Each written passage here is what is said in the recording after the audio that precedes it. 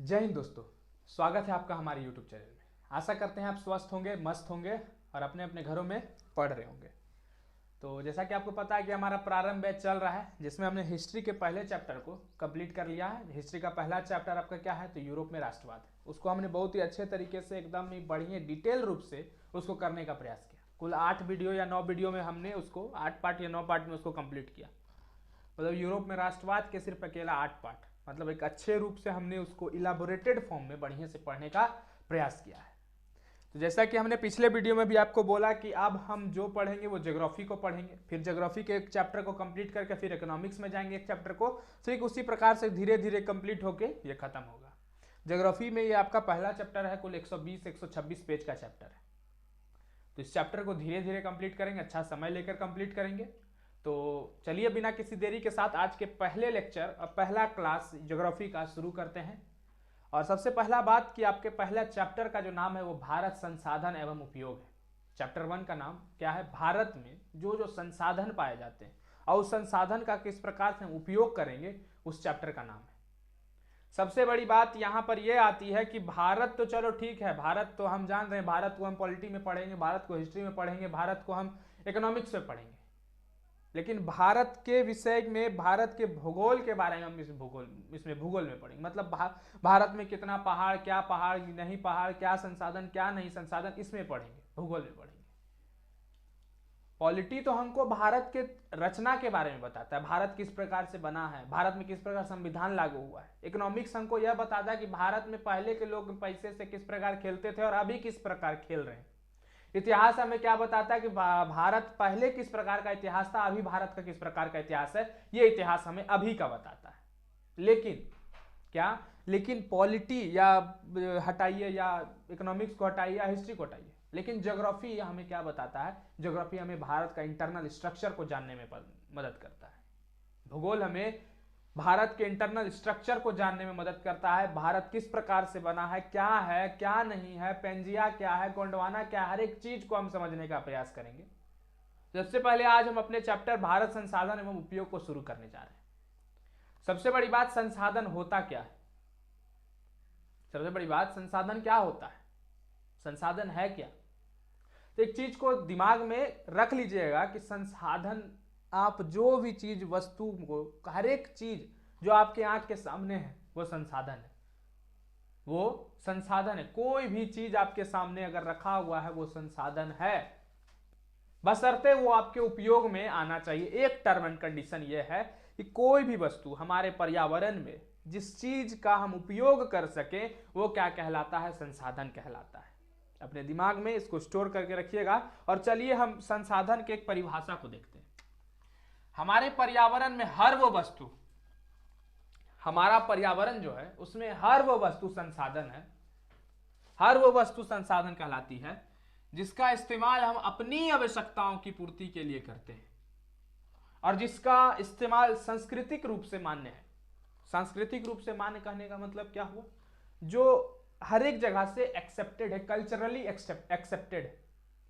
अब culturally accepted कहने का मतलब क्या हुआ, पत्ता हमको क्या चीज का उपयोग करता है, बहुत सारा पत्ता हमें, जैसे तुलसी का पत्ता हो गया, काढ़ा का उपयोग करता है, तो बहुत सारे रोगों को खत्म करने का मदद करता है।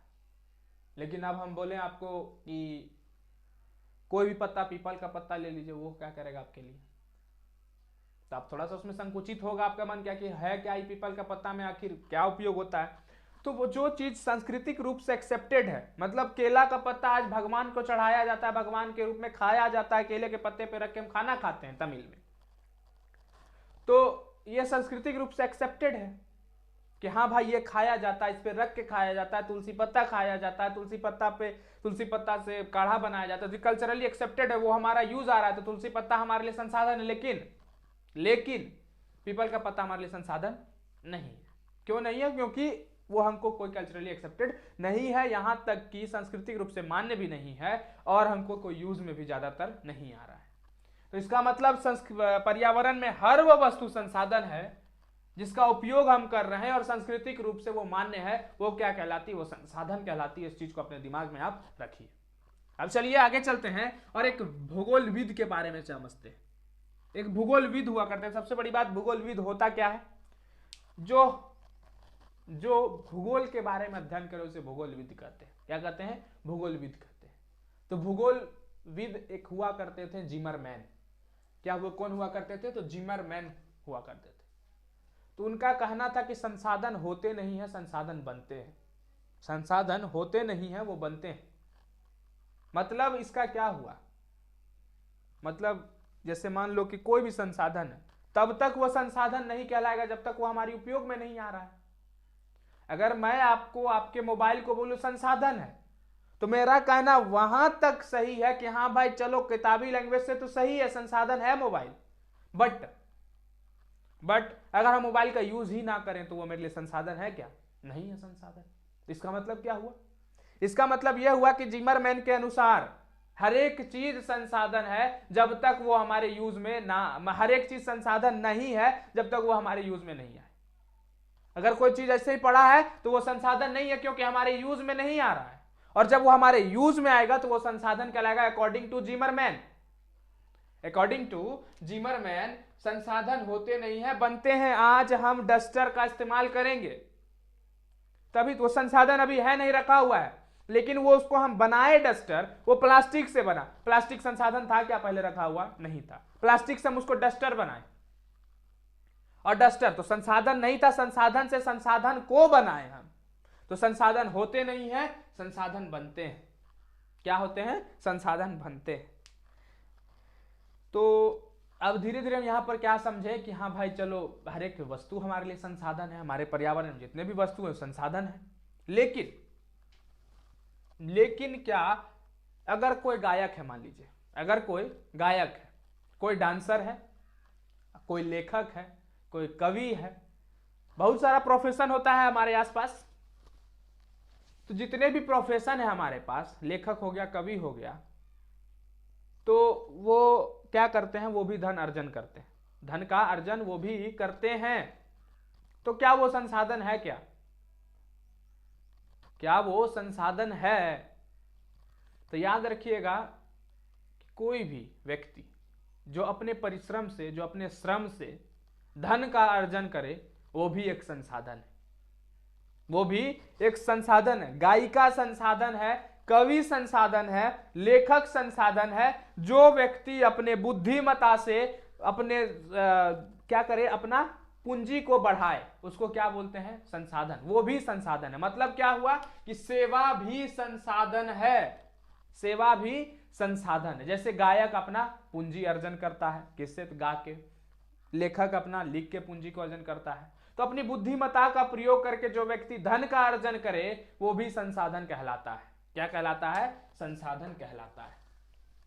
तो इसका मतलब आप धीरे धीरे आगे इस स्टेप पे पढ़ रहे हैं कि अगर कोई व्यक्ति भी संसाधन होगा तब मानव भी क्या है? संसाधन है, क्योंकि मानव अपने दिमाग से किसी भी संसाधन को जनरेट कर सकता है। मानव अपने दिमाग से संसाधन को जनरेट कर सकता है। जैसे गायक अपने दिमाग से ही गायिका लिखता है, कि क्या लिखता है? तो गाना लिखता है। कवि कविता लिखता है, लेखक लेख लिखता है। तो अपने दिमाग से करता है वो काम। और जो व्यक्ति अपने दिमाग से धन अर्जन करे, वो क्या कहलाता है? संसाधन कहलाता है। वो संसाधन है उसके लिए। तो ठीक उसी भी प्रकार मानव भी एक स्वयं क्या हो गया? संसाधन कहलाएगा, क्योंकि उनके पास तकनीक है जिनके सहारे वो किसी वस्तु को उपयोग में ला सकता है। आज मानव नहीं तो कुछ नहीं। सबसे बड़ी चीज हमारे धरती पर क्या है? हमारे धरती पर सबसे बड़ी चीज मानव है। अगर मानव नहीं तो कुछ नहीं। मानव है तब तो संसाधन है, मानव है तब तो कोई चीज संसाधन का उपयोग हो रहा है। अगर मानव नहीं रहेगा तो संसाधन रहेगा क्या? आज मानव नहीं तो क्या संसाधन रहा? नहीं रहा। इसी प्रकार से संसाधन है तो मानव है, मानव है तो संसाधन है। ठीक है? तो मानव भी स्वयं क्या है? संसाधन है, क्योंकि मानव अपना दिमाग से किसी भी संसाधन को उपयोग में ला सकता है। क्या कर सकता है? उपयोग में ला सकता है। और एक चीज और, संसाधन किसी भी देश का आर्थिक सामाजिक मेरुदंड होता है। मेरुदंड कहने का मतलब वो बैकबोन होता है संसाधन किसी भी देश का। किसी भी देश का आर्थिक तौर पर कहिए या सामाजिक तौर पर कहिए। किस तौर पर? आर्थिक तौर पर या सामाजिक तौर पर। संसाधन क्या होता है? उसका बैकबोन होता है। अगर संसाधन किसी भी देश में प्रचुर नहीं है तो वो संसाधन संपन्न राष्ट्र नहीं कहलाएगा। वो देश मतलब कि धीरे धीरे गर्त में जाएगा जिसके पास संसाधन नहीं है। आज अगर संसाधन है तो कोई भी देश राष्ट्र विकसित राष्ट्र है, अगर संसाधन नहीं है तो कोई राष्ट्र विकसित राष्ट्र नहीं है, क्योंकि संसाधन ही है जो है, संसाधन के बिना कुछ नहीं है। क्या? संसाधन के बिना कुछ नहीं है। संसाधन को याद रखिए, इंग्लिश में रिसोर्सेस कहते हैं। क्या कहते हैं? रिसोर्सेस कहते हैं। तो इसका मतलब इस दिमाग में भी यह नहीं बैठ जाना चाहिए कि कोई भी देश प्राकृतिक प्रचुर होने से संसाधन संपन्न नहीं होता। मतलब ये जो लाइन नहीं लिखा हुआ है कि कोई भी देश जो है, अगर मान लीजिए हमारे ही भारत देश में संसाधन तो प्रचुर मात्रा में अवेलेबल है, जहां देखिए वहां संसाधन है। संसाधन हमारे भारत देश जितना किसी भी देश के पास संसाधन नहीं है और नहीं था। लेकिन बात यहां पर यह आती है कि फिर भी हमारा देश पूरे संसाधन संपन्न राष्ट्र क्यों नहीं है? आज हम भारत पहले नंबर पर क्यों नहीं है? क्योंकि हमारे पास तकनीक नहीं है। हमारे पास तकनीक नहीं है। आज विदेश के लोग पानी से गाड़ी को चला पा रहे हैं, हम पानी से गाड़ी को नहीं चला पा रहे। क्यों? क्योंकि हमारे पास तकनीक नहीं है। और जिसके पास तकनीक है वो संसाधन संपन्न राष्ट्र है, और जिसके पास तकनीक है वो राष्ट्र विकसित राष्ट्र है। मतलब क्या हुआ? संसाधन रहने से ही सिर्फ आप विकसित नहीं कहला सकते हैं, संसाधन रहने से ही आप आगे नहीं बढ़ सकते। आपके पास तकनीक, आपके पास दिमाग होना चाहिए, तभी आप आगे बढ़ सकते हैं। तो अगर मान लीजिए भारत के पास तकनीक नहीं है, जापान के पास तकनीक है, चाइना पास तकनीक है कि हाँ भाई हम तेल से गाड़ी नहीं चलाएंगे, हम पानी से गाड़ी चलाएंगे, तो उसके पास तकनीक है, तो हाँ भाई वो आगे बढ़ेगा। और स्वाभाविक तौर पर है कि उसको आगे बढ़ना भी चाहिए, क्योंकि उसके पास तकनीक है। हमारे पास तकनीक नहीं है तो हम पीछे हैं, लेकिन जब तकनीक आएगा तो हम भी तुमको गिरा देंगे। तो इसका मतलब क्या हुआ कि जिसके पास प्रचुर मात्रा में प्राकृतिक संसाधन है तो वो विकसित राष्ट्र नहीं कहला सकता है जब तक उसके पास तकनीक नहीं है। अगर उसके पास तकनीक है तभी वह संसाधन संपन्न राष्ट्र कहला सकता है। अब चलिए, इतने दूर तो हमने समझा कि संसाधन क्या है, संसाधन जिमरमैन क्या बोले थे, मानव संसाधन क्या है, सब संसाधन, मतलब जो संसाधन क्या था, संसाधन के बारे में अच्छे से जाना सीखा। लेकिन संसाधन का कितने प्रकार है, संसाधन का वर्गीकरण किस प्रकार से किया गया है?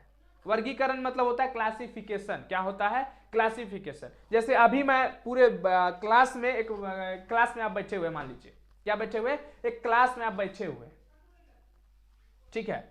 और एक क्लास में जब आप बैठे हुए हैं तो उसमें अगर मैं बोलूं कि यहां पर अधिकतर नाटा बच्चा कितना है, तो बहुत सारा बच्चा निकलेगा, 10-15 इस प्रकार से।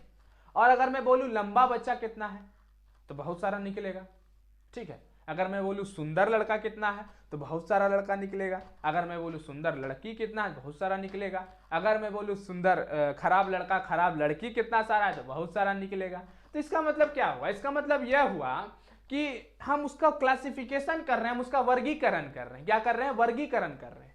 और उसके आधार पर फिर हम बांटेंगे कि हाँ भाई कौन ग्रुप में ये जाएगा, कौन ग्रुप में वो जाएगा, तो उसको क्या कहते हैं? वर्गीकरण। फिर उसके बाद बंटवारा होता है। तो याद रखिएगा, संसाधन का वर्गीकरण 4 प्रकार से किया गया है। सबसे पहला प्रकार है संसाधन का जो वर्गीकरण है वो उत्पत्ति के आधार पर किया गया है। उत्पत्ति आधार मतलब जो उत्पत्ति के आधार पर किया जाए, जिसका प्रोडक्शन हो। सबसे पहला उत्पत्ति के आधार पर 2 भाग में संसाधन को बांटा गया है। संसाधन को 2 भाग में बांटा गया है। सबसे पहला भाग है जैव संसाधन। क्या कहलाता है? जैव संसाधन। उसके बाद अजैव संसाधन। जैव संसाधन कहने का मतलब हुआ हम लोग, और अजैव मतलब निर्जीव। आपके सामने आपका मोबाइल है, आपके सामने आपका टेबल है, आपके सामने आपका कुर्सी टेबल पंखा उंखा जितने भी सामान है वो आपके लिए संसाधन है, क्योंकि वो अजैव संसाधन में आते हैं। और जैव संसाधन क्या होता है? जिसकी प्राप्ति जैव मंडल से होती है वो जैव संसाधन कहलाती है। जिसके अंदर सजीव का लक्षण होता है वो जैव संसाधन कहलाती है। जैसे मनुष्य हो गया, वनस्पति हो गया, मत्स्य हो गया, ये सब क्या है? जैव संसाधन हो गया। अजैव संसाधन निर्जीव वस्तु जितने भी है, निर्जीव वस्तु के समूह जितने हैं वो अजैव संसाधन कहलाते हैं। जैसे चट्टान, धातु आदि, ये सब कितने कौन से संसाधन कहलाते हैं? तो अजैव संसाधन कहलाते हैं। ठीक है, इतना दिमाग में अटा होगा अभी तक। अब देखिए, चलिए आगे चलते हैं।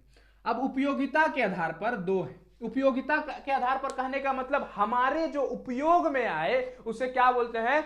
हमारे जो उपयोग में आए वो कौन सा संसाधन कहलाता है? उपयोगिता के आधार पर हम उसको बांटते हैं। किसके आधार पर? उपयोगिता के आधार पर। उपयोगिता के आधार पर 2 संसाधन, दो संसाधन कैसे? सबसे पहला नवीकरणीय संसाधन और दूसरा अनवीकरणीय संसाधन, मींस रिन्यूएबल रिसोर्स और दूसरा नॉन रिन्यूएबल रिसोर्स।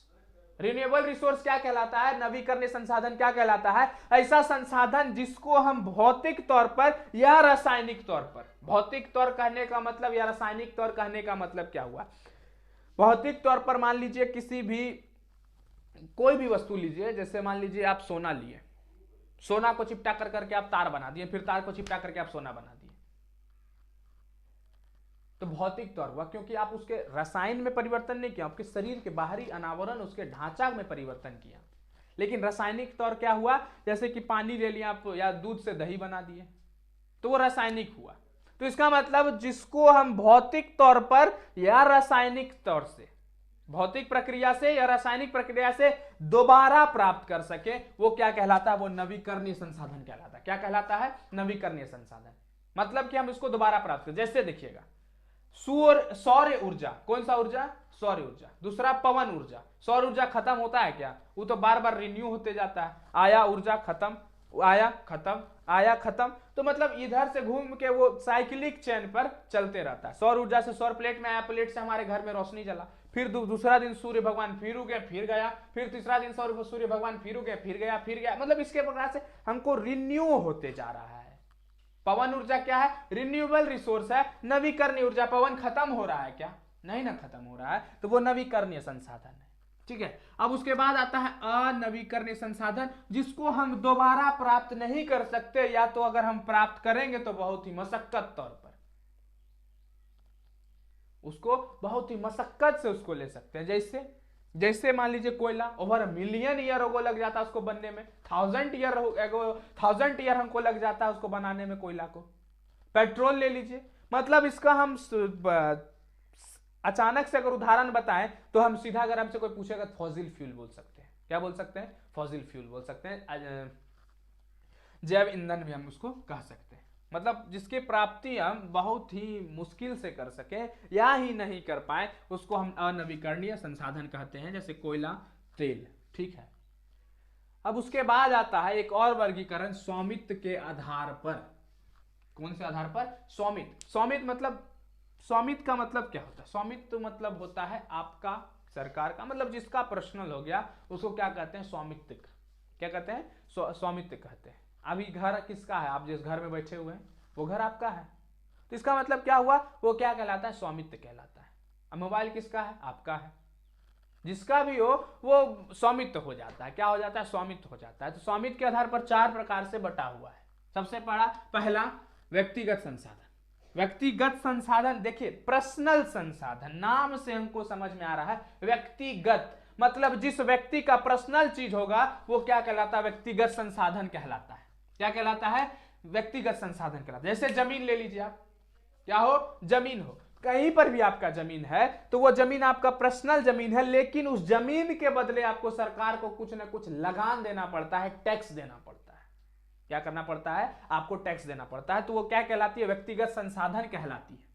दूसरा है सामुदायिक संसाधन। सामुदायिक संसाधन कहने का मतलब क्या हुआ? जो किसी खास समुदाय के अधिपत्य होगा। मान लीजिए यहां आपके घर तरफ सब हिंदू धर्म के हैं, और हिंदू धर्म के हैं तो एक रीति रिवाज है कि कुआं से नहाना होता है, कोहली कुआं, तो वहां पर कुआं खोदवाया गया है, तो वो किसी पर्सनल का कुआं नहीं है, किसी एक समुदाय का कुआं है। कोई मंदिर है तो वो सामुदायिक मंदिर है, क्योंकि वो हर एक समुदाय, किसी भी एक समुदाय का एक मंदिर है, हिंदू समुदाय का मंदिर है। तो जितने भी आसपास पब्लिक प्लेस हैं जो समुदाय से रिलेटेड हैं, जो हिंदू, मुस्लिम, सिख, ईसाई जितने भी समुदाय हैं, वो उससे रिलेटेड है, वो उससे रिलेटेड है। इस चीज को याद रखना है। जैसे गांव में चरण भूमि, चरण भूमि कहने का मतलब क्या हुआ? जिसमें पशु उसु चरता है। हमारे आसपास गांव में तो ऐसा नहीं होता, लेकिन लगभग गांव में चराने के लिए भूमि दे दिया जाता है, तो स्पेशल समुदाय के लिए होता है। शमशान घाट ले लीजिए, जहां पे आप अच्छे से मरते हैं, वो क्या कहलाता है? मतलब सभी लोग जाता है। तालाब हो गया, आदि हो गया, ये सब कितने कहलाए? शमशान या तालाब, ये सब सामुदायिक स्थान है गांव में। शहर में पब्लिक पार्क को ले लीजिए, पब्लिक पार्क जहां पर हर एक व्यक्ति का अधिकार है, हर एक व्यक्ति जा सकता है पार्क में, किसी एक का नहीं होता है। अगर हम नॉर्मल रूप से बोले, किसी का बपौती अधिकार नहीं होता है, उसको क्या बोलते हैं? सामुदायिक संसाधन कहलाते हैं। ठीक है, क्या बोलते हैं, सामुदायिक संसाधन। पिकनिक स्थल हो गया, खेल मैदान हो गया, ये सब क्या बोलते हैं, सामुदायिक संसाधन कहलाते हैं। तीसरा आता है राष्ट्रीय संसाधन। क्या चीज, राष्ट्रीय संसाधन, जिसमें देश का अधिकार हो। जैसे अभी इसरो हमारा है क्या, मेरा पर्सनली बोले तो मेरा है क्या, नहीं, उसमें पूरा देश का हाथ है, वो सरकार का हाथ है, सरकार चलाती है उसको, वो राष्ट्रीय संसाधन कहलाता है। इसरो हो गया, जितना भी बड़ा बड़ा कंपनी हो गया, वो सब सरकार का हो गया, तो वो राष्ट्रीय संसाधन है, ना कि पर्सनल, ना ही व्यक्तिगत, ना ही सामुदायिक। लेकिन राष्ट्रीय संसाधन चाहेगा तो किसी भी सामुदायिक संसाधन को राष्ट्रीय संसाधन में अपने अंदर ला सकता है। किसी भी राष्ट्र सामुदायिक संसाधन को वो राष्ट्रीय संसाधन में ला सकता है। अगर वो चाहेगा पब्लिक पार्क को तोड़कर हम यहाँ पर कुछ भी बना सकते हैं, रोड ले जा सकते हैं, तो वो चाह सकता है, सामुदायिक संसाधन को क्या कर देगा, राष्ट्रीय संसाधन बना देगा। अब व्यक्तिगत संसाधन को भी वो राष्ट्रीय संसाधन में राष्ट्रीय संसाधन चाहेगा तो बना सकता है। वो कैसे, देखिए, आपका जमीन, वहां से रोड लेके चला जाता है, नेशनल हाईवे चला गया, सड़क चला गया, वहां से क्यों जाता है, वो राष्ट्रीय संसाधन, व्यक्तिगत संसाधन को राष्ट्रीय संसाधन में मिला लेता है और कुछ पैसे दे दिया जाता है व्यक्तिगत संसाधन वाले को या तो सामुदायिक संसाधन वाले को, ठीक है। उसके बाद आता है अंतरराष्ट्रीय संसाधन। क्या आता है, अंतरराष्ट्रीय संसाधन आता है। अंतरराष्ट्रीय संस्था के द्वारा जो चलाया जाता है वो अंतरराष्ट्रीय संसाधन। अब देखिए आपके दिमाग में आएगा अंतरराष्ट्रीय संस्था क्या, जैसे यूनाइटेड नेशन हो गया, नाटो हो गया, ये सब अंतरराष्ट्रीय संस्था है। जैसे आपका अधिकार समुद्र में कितने दूर तक है, समुद्र में 200 किलोमीटर तक आपका अधिकार है, उससे ज्यादा तो अधिकार नहीं है।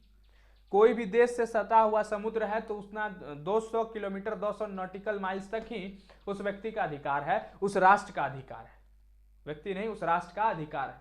तो 200 किलोमीटर तक ही अधिकार है, उससे ज्यादा अधिकार नहीं है। तो इसका मतलब क्या हुआ, इसका मतलब यह हुआ कि 200 किलोमीटर के बाद अंतरराष्ट्रीय संस्था उसको चलाएगी। यूनाइटेड नेशन वगैरह जितने भी देश है, सार्क कंट्री है, ये सब उसको चलाती है, तो उसको कहते हैं अंतरराष्ट्रीय संस्था। तो इसके बाद एक और आधार बस्ती है, जिसे हम आने वाले नेक्स्ट वीडियो में करेंगे, और आप इसी प्रकार से ज्योग्राफी को अच्छे से कंप्लीट करेंगे, इलाबोरेट फॉर्म में अच्छे से डीप में जाके समझने का प्रयास करेंगे। तो चलिए, आशा करते हैं आपको समझ में आया होगा। तो आज के लिए इतना ही रखते हैं, तब तक के लिए धन्यवाद। जय हिंद।